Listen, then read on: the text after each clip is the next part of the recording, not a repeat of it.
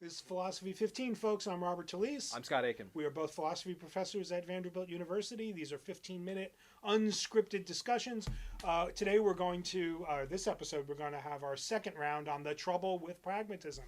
Just so you know, we are authors of lots of books and articles, including this book on pragmatism, A Guide for the Perplexed, which I'm guessing has got to be 15 years old by now. 2008, man. Yeah, It's 13 years old. Yeah. And more recently, Pragmatism, Pluralism, and the Nature of Philosophy. We're just getting started. Pragmatism is the one of the common philosophical philosophical common ground for Scott and me. We are adherents to some version or some theses associated with pragmatism, and admirers of at least some of the canonical ideas and arguments and even figures of pragmatism. But, we're nobody's disciple. And so we were talking at the end of last episode about the trouble with pragmatism. And Scott had just articulated a really big thought that we want to pick up on and then keep moving on. So go ahead. So part of pragmatist metaphilosophy is that philosophical programs and philosophical arguments and philosophical solutions are in some ways traceable back to lived solutions that we face not as philosophers but just as human beings living in the world. Lived experience. Lived experience. Yeah. Right. That's a kind of that's a Deweyan, that's a Peircean. That's the program. You might say, do a kind of an intellectual lineage or a kind of a rational reconstruction of philosophical programs in terms of what problems in experience or what challenge, what case of things falling apart are philosophical programs devoted to solving. And the problem is that many of these genealogies just take the problems as brute problems. And so the challenge, though, is that there's sometimes even a philosophical question as to whether or not something is a problem. Here's some examples. Whether or not you might say some kinds of insults are problems, right? Somebody would be like, "Look, I think that this insult is a problem," and someone could say, "No, it's not a problem." And say, "Now we have to do philosophy." But the problem isn't, you might say, the problem. The problem is the philosophical question about whether or not something's a problem. That's why we have and so taking problems as just being unproblematic is one of the first issues with regards to pragmatism. Right. If they say like, "Oh, we just do this genealogy," sometimes we just say, "No, that's not a problem." And let me just say, that's not a problem. Good. And sometimes, and you could find this in Dewey. It's a felt problem. That the feeling that something is a problem is sufficient for its being a problem. Now, that might not be a problem. That itself might be a problem. It might be. So someone could just be like, "Look, we were just talking about, like, one example could be, again, the insults." We're like, someone could just be like, "Look, is calling me baldy really a problem?" But it can also go in the other way. Feels not so good to me over here, but isn't that really a problem? Good, right. But it can go the other way, too, in that the pragmatist metaphilosophy has a diagnostic edge to it. It's supposed to, as Peirce writes to James, right? Peirce writes to James, pragmatism doesn't solve problems, it just shows that the supposed problems aren't the real problems, right? Solving. Right, and if you sort of read the tradition from Peirce, through Dewey and beyond, there is this wielding of the metaphilosophical insights as a way of diagnosing. Yeah. Why what so-and-so was on about isn't for us something worth going on about, or wasn't the right thing for them to have been thinking about. So yeah. I'm going to give I got an example, like, right. Good. Yours then. Yeah. So as a graduate student, I remember being privy to a conversation between at the time very well known devotee of pragmatism over a lunch at a conference, and another very well known person working in philosophy of mind and language. And the very well-known pragmatist just said, I don't see what the problem is. There's no real world, impact of the thing you're working on.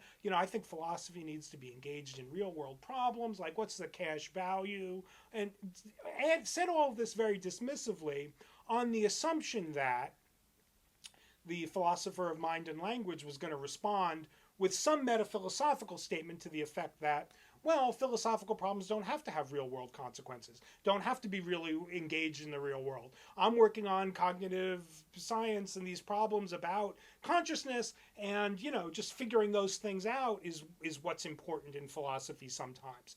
Turns out that was not the response that this philosopher of mind and language gave. The philosopher of mind and language said, well, let me tell you what the real world consequences are, and then proceeded to talk all about issues in cognitive development, issues in how we might deal with mental, certain forms of psychosis, certain kinds of mental illness, the way we might understand things about how language is learned, how concepts are acquired. And then all of a sudden it struck me like, well, wait a minute. It's not always clear. Who's got the real world stuff on their side? Well, like the pragmatist just got real dismissive real fast. Yes, and I think was put in his place real fast. But it struck me that from the perspective of one philosophical school or set of commitments, it's not always apparent to you, right, what the real world purchase will be of pursuits that strike you as alien. And it's very easy to assume that because you can't see what the real world impacts would be on some very technical work in philosophy of language and mind, you don't see what the real world impact would be. The person's really committed to it, is so committed to it that is not talking about the real world impact, right? Yeah, because they're actually working on the problem, not talking about the impact. Right. Good. Like, well, it must be that they don't think that the impact matters, that there must not be any impact. And I just think that's a kind of error that pragmatist metaphilosophy in particular. And it happens between pragmatists too, by the way. Yeah. Because think of, for example, again, with the classical pragmatists, James and Peirce on transubstantiation. Like, Peirce is like, look, transubstantiation isn't even a fucking problem because it doesn't make any difference in experience. And James says, no. Why? Because I'm thinking about experience for me as a believer. It changes my experience significantly. That's a problem now. So even what a problem is, so what was supposed to start off as something unproblematic that pragmatism is supposed to be able to trace a genealogy of philosophical problems back to, is now itself a philosophical problem that itself requires a kind of philosophical solution to it. And so every time the pragmatist starts with the thought that it's like, well, we trace it back to problems and experience, the one question is, what do we mean by experience, and what exactly is going to be the problem? Because from one perspective, the question of transubstantiation isn't a problem; it's something that we can get past in a second. Right. From the Jamesian perspective, the question of transubstantiation makes a significant change in your experience and in terms of how you feel it. Good. So here's how I think the metaphilosophy of the pragmatist, that there's a way of explaining that is explaining away and diagnosing alien philosophical programs, the dis-solving of problems, as obsolete or things to be gotten over, as Dewey calls them, chaff, right? There is, in that very thought, an encouragement to the tendency to just say, well, because I can't see what the real world impact is, they must not care and there must not be any. And that, I think, encourages just a kind of intellectual... it's a kind of burden shifting. I mean, that's a nice way to put it. Because what it does is it says it's incumbent on all philosophical programs to be able to show what difference they make. So that's, you might say, the pragmatist return on investment argument. Yeah, but it's what it means for there to be a return on investment is already conceptualized in pragmatist terms. We all know, by the way, anytime that an administrator starts talking about departments in terms of ROIs, right, we think that they've got the wrong conceptual tools to be able to assess what a return on the investment ultimately is. And so as a consequence, in some ways, we again have to say, look, the burden's on me to do an ROI report on my philosophical program, But if you don't share my philosophical view about what a return is, what we're getting out of this, or what problem we're solving, just because you don't feel it. That's right. Then, so it encourages a kind of, I think, intellectual insularity that pragmatism becomes, like the corridor, the sole criterion, and It's very self-congratulatory. Right, so it's triumphalist. Yes. It's pragmatism is the thing that's, you get this in James. Pragmatism is the philosophy that's going to unite all of your conflicted psychological tendencies. You want to be empiricist and rationalist. That's right. You can't be both of those things unless you're a free pragmatist. willist determinist, right? Yeah. And so, I mean, yeah, so James promises these synthetic programs effectively by just divesting. These are more expressions of your temperament. Yeah, that's than... right.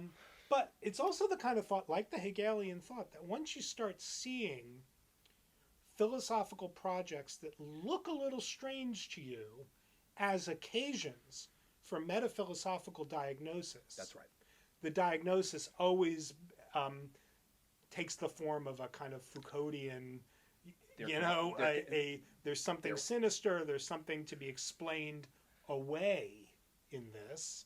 There's an illness to be unearthed. There's an intellectual dishonesty, an intellectual divestment, and intellectual distancing that needs to be fought against, because if you were properly engaged and concerned with the real world, you would be saying the things that I'm saying.